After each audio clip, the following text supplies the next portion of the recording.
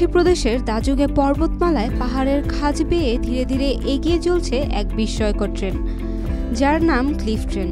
পাহাড়ের ধার ঘেঁষে 1000 মিটারেরও বেশি উচ্চতায় চলছে এই রোমাঞ্চকর ট্রেন।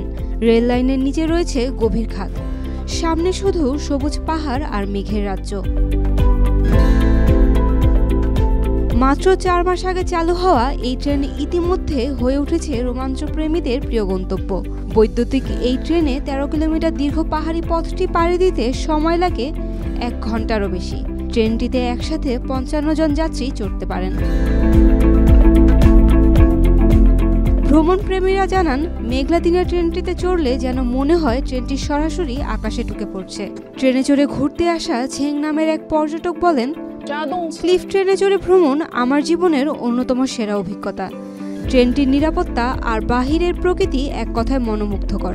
জনপ্রতি $20 খরচ করে চড়া যায় এই ট্রেনে। পাহাড়ের সৌন্দর্য, প্রকৃতি আর রোমাঞ্চ উপভোগ করতে চাইলে এই ট্রেন ভ্রমণের জুড়ি মেলা ভার। Saima Akhtar, Daily Sun. Follow us on Facebook. Subscribe our YouTube channel. Get the latest update on www.daily-sun.com.